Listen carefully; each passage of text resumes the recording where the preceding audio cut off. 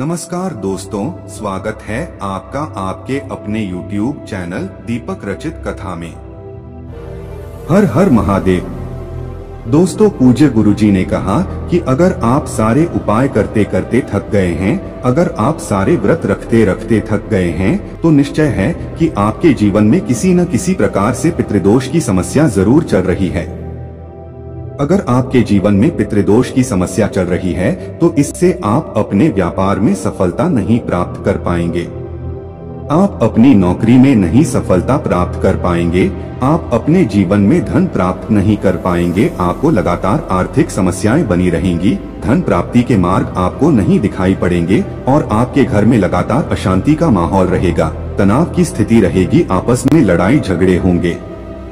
पूज्य गुरु जी कहते हैं कि अगर आपके जीवन में इस प्रकार की समस्याएं चल रही हैं, तो श्राद्ध पक्ष में आपको शिवलिंग के सामने सिर्फ एक बूंद शहद से कुछ ऐसे विशेष उपाय करने हैं जो आपके जीवन से इन सभी समस्याओं को समाप्त कर देंगे। तो चलिए जानते हैं उन विशेष उपायों के बारे में। लेकिन उससे पहले अगर आप भोलेनाथ जी को सच्चे दिल से मानते हो तो इस वीडियो को लाइक करें और चैनल को सब्सक्राइब करके कमेंट में हर हर महादेव जरूर लिखें। पितृपक्ष के विशेष और पवित्र दिनों की शुरुआत हो चुकी है और जो भी लोग पूज्य गुरुजी की शिव महापुराण की कथा सुन रहे हैं, उन्हें ध्यान रखना है कि पूरी कथा के दौरान अपने हाथ में कुछ चावल के दानों को जरूर रखना है। पूज्य गुरुजी ने भी अपनी पूर्व की शिव महापुराण की कारण बताया था कि श्राद्ध पक्ष में जितनी भी शिव महापुराण की कथा को आप सुने तो उन कथा को सुनने से पहले आप अपने हाथ में कुछ चावल के दाने रख लें और पूरी शिव महापुराण की कथा सुनने के बाद यह चावल के दाने आप अपनी छत पर डाल दें, तो आपको यह कार्य पूरे पितृपक्ष में जरूर करना है। अब इसके बाद बात करते हैं पूज्य गुरुजी द्वारा बताए गए सबसे पहले उपाय के बारे में।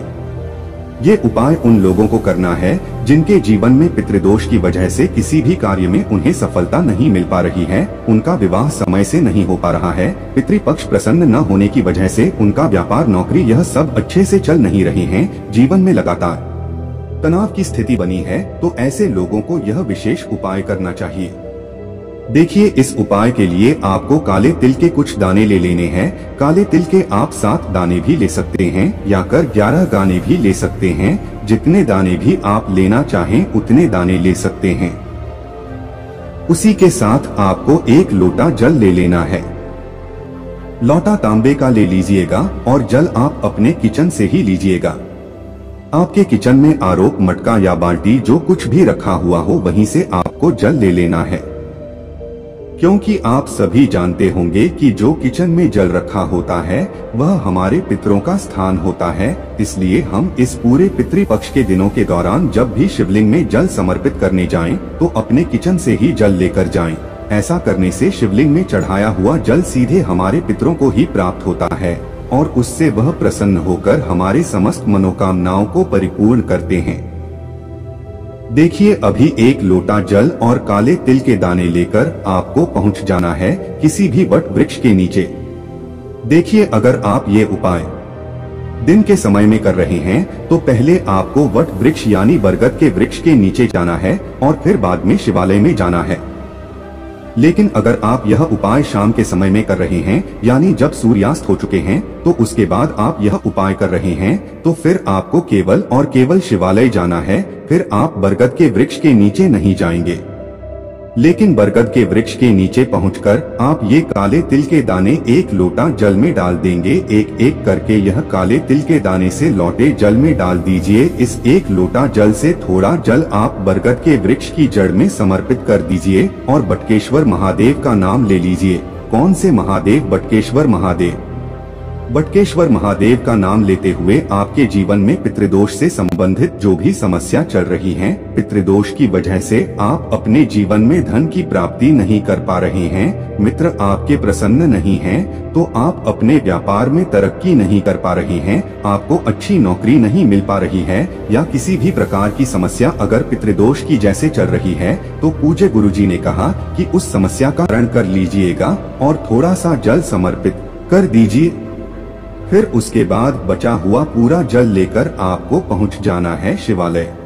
पूरा जल आपको शिवलिंग के ऊपर धीरे धीरे समर्पित करते जाना है और लगातार श्री शिवाय नमस्तुभ्यम मंत्र का स्मरण कर लेना है।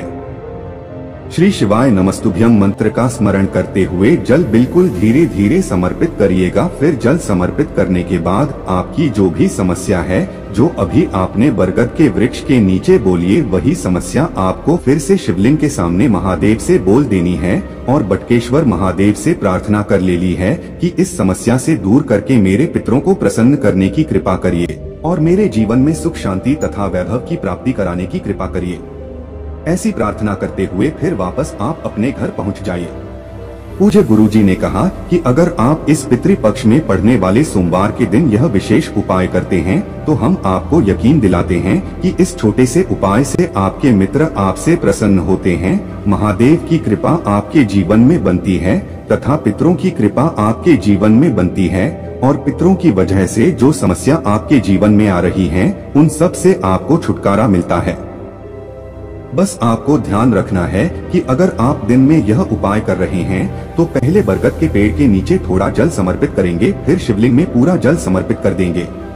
और अगर आप शाम के समय में यह उपाय कर रहे हैं, यानी जब सूर्यास्त हो गए हैं, उसके बाद आप यह उपाय करना है तो आप पूरा जल शिवलिंग के ऊपर ही समर्पित करेंगे, फिर आप बरगद के वृक्ष के नीचे नहीं जाएंगे। अब इसके बाद बात करते हैं पूज्य गुरु जी द्वारा बताए गए दूसरे खास उपाय के बारे में। प्रसन्न करेगा। आप अपने जीवन में सफलता को प्राप्त करना चाहते हैं, लेकिन बहुत मेहनत करने के बावजूद भी आप अपनी सफलता प्राप्त नहीं कर पा रहे हैं। आप नौकरी नहीं प्राप्त कर पा रहे हैं, व्यापार अच्छे से नहीं चला पा रहे हैं, तो आपके जीवन में जितने भी उल्टे काम चल रहे हैं, तो मात्र छोटे से उपाय से आपके सारे उल्टे काम सीधे होना प्रारंभ हो जाएंगे। देखिए, इस उपाय के लिए आपको एक बेलपत्र ले लेनी है।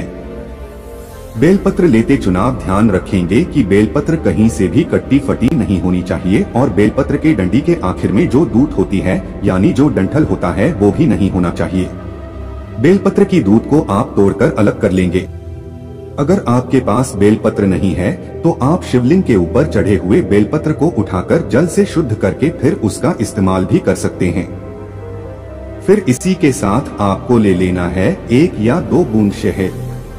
अब ये 2 सामग्री लेकर आपको जाना है किसी भी बेलपत्र के वृक्ष के नीचे। देखें, बेलपत्र के वृक्ष के नीचे आकर हम लोग पितृपक्ष के समय में कोई उपाय करते हैं तो इससे महादेव हमसे सबसे ज्यादा प्रसन्न होते हैं, क्योंकि आप सभी जानते हैं कि बेलपत्र का वृक्ष माता पार्वती के आंसुओं से उत्पन्न हुआ है और बेलपत्र के वृक्ष के नीचे अगर हम लोग कोई उपाय पितृपक्ष में करते हैं और वो भी सोमवार के दिन करते हैं तो महादेव हमारी सारी मनोकामनाओं को बहुत ही जल्द परिपूर्ण कर देते हैं। अब बेलपत्र के वृक्ष के नीचे पहुंचकर सबसे पहले आप जो बेलपत्र लेकर गए हैं, उस बेलपत्र की सबसे आगे वाली पत्ती में जो सबसे बड़ी पत्ती होती है, उस पत्ती में चिकनी शायद आपको शहद लगा देना है। ध्यान रखिएगा, चिकनी साइड ही आपको शहद लगाना है। पहली वाली पत्ती में अच्छी तरह से शहद लगा दीजिए और फिर यह एक बेलपत्र आप बेलपत्र के पेड़ का जो नीचे वाला स्थान होता है, उसी स्थान पर आपको ये उल्टी बेलपत्र समर्पित कर देने हैं और आपको महादेव से प्रार्थना कर लेनी है कि ही मेरे महादेव, पितरों की वजह से जो जीवन में समस्याएं चल रही हैं, जो संकट चल रहे हैं, उनको दूर करने की कृपा करें। पूज्य गुरुजी ने कहा कि ये उपाय आप दिन में ही कर लेंगे, शाम के समय में आपको ये उपाय नहीं करना है। आप इस विशेष उपाय को करते हैं तो महादेव आपके जीवन से पितरों की समस्या को सदैव के लिए समाप्त कर देंगे। अब इसके बाद बात करते हैं पूज्य गुरु जी द्वारा बताए गए तीसरे सबसे खास उपाय के बारे में। देखें, ये उपाय उन लोगों को करना है जिन्हें अपने जीवन में धन धान्य की प्राप्ति करनी है, माता लक्ष्मी की कृपा अपने जीवन में चाहिए। इस उपाय को आप शाम के समय नहीं करेंगे। देखिए, इस उपाय के लिए आपको एक दीपक ले लेना है। दीपक आप मिट्टी का भी ले सकते हैं या फिर आप अपने घर पर शुद्ध आटा मारकर उसका भी दीपक तैयार कर सकते हैं। इस दीपक में आपको घी का इस्तेमाल करना है और साथ ही साथ लंबी रुई की बत्ती का प्रयोग करना है। फिर इसी के साथ आपको ले लेना है थोड़ी सी शक्कर, वो आप ले लीजिए। अब ये सारी सामग्री लेकर आपको पहुंच जाना है किसी भी बेलपत्र के वृक्ष के नीचे। बेलपत्र के वृक्ष के नीचे पहुंचकर सबसे पहले आप यह शक्कर बेलपत्र की जड़ के नजदीक कहीं भूमि पर रख दीजिए और ओम महालक्ष्मी नमः का स्मरण कर लीजिए। कम से कम 11 बार या फिर इस बार जाए 51 बार या फिर 108 बार ओम महालक्ष्मी का स्मरण कर लीजिए और यह शक्कर समर्पित कर दीजिए। फिर इसके बाद आपको यह एक दीपक यहीं पर रख देना है और इस दीपक को उत्तर दिशा की तरफ रखिएगा। देखें, उत्तर दिशा की तरफ इस दीपक का मुख रखिएगा और फिर इस दीपक प्रज्वलित कर दीजिए और फिर उसके बाद ओम महालक्ष्मी नमः इस मंत्र का स्मरण करते हुए आपके जीवन में धन धान्य से संबंधित जो भी समस्याएं चल रही हैं, उनको दूर करने के लिए आप माता लक्ष्मी से प्रार्थना कर लीजिएगा। फिर उसके बाद वापस आप अपने घर आ जाएगा। पूज्य गुरुजी ने कहा कि अगर आपके जीवन में बहुत ज्यादा आर्थिक समस्या चल रही है, धन प्राप्ति के रास्ते ही नहीं नजर आ रहे हैं, तो आपको इस सोमवार के दिन यह विशेष उपाय जरूर कर लेना चाहिए। ये उपाय करने के बाद आपके जीवन में धन से संबंधित जो भी समस्याएं चल रही हैं, वह बहुत ही शीघ्रता से समाप्त हो जाएंगी। दोस्तों, आज के लिए बस इतना ही।